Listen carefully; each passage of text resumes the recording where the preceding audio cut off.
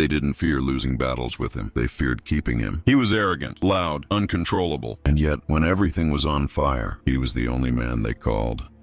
This is the story of the most difficult genius in military history, and the impossible position he forced his commanders into.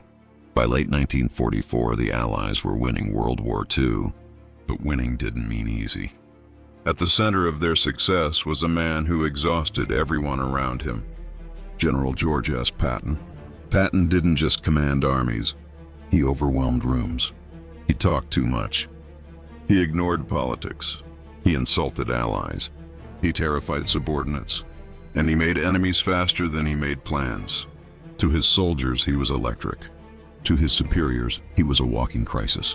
One Allied officer wrote, "Working with Patton is like riding a tiger. You cannot get off, and you are never fully in control." Patton believed in speed, violence, relentless pressure. He believed hesitation was weakness, and diplomacy was a distraction. He slapped a soldier in a hospital. He gave speeches that embarrassed governments. He ignored orders when he thought they were wrong.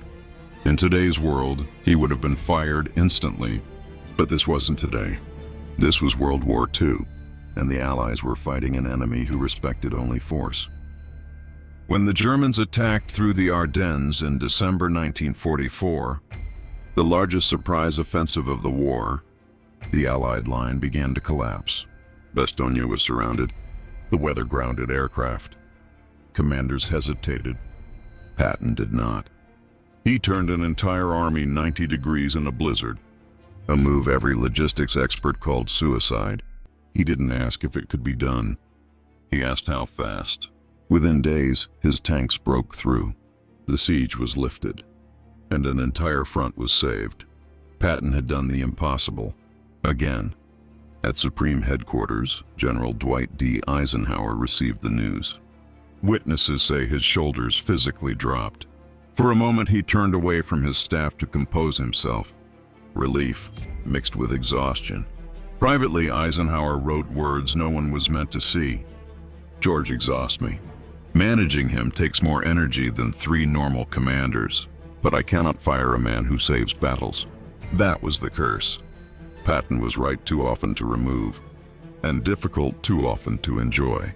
Every victory bought time, and every victory came with a cost. Eisenhower faced a leadership dilemma with no clean solution. Fire Patton and lose the war's sharpest weapon. Keep Patton and manage constant chaos. Patton forced his commanders to choose between order and effectiveness, control and results, comfort and victory. There was no middle ground, and history rarely remembers how hard it is to manage genius. Patton didn't live to see the full judgment of history, but Eisenhower did. Years later, he wrote, "History will judge Patton by his achievements." And it did. Bastogne, Sicily, the race across France. Victories that came not from caution, but from a man too aggressive to restrain. Leadership isn't about finding people who are easy to work with. It's about deciding what kind of problems you're willing to tolerate. Because sometimes the most valuable people are also the most difficult. And the hardest decision a leader will ever make is this: do you want peace or do you want results? So here's the question. Would you rather command an easy team or one difficult genius who wins wars? Let us know in the comments. If you enjoyed this deep dive into the minds behind history's greatest victories, subscribe for more stories like this. Thanks for watching.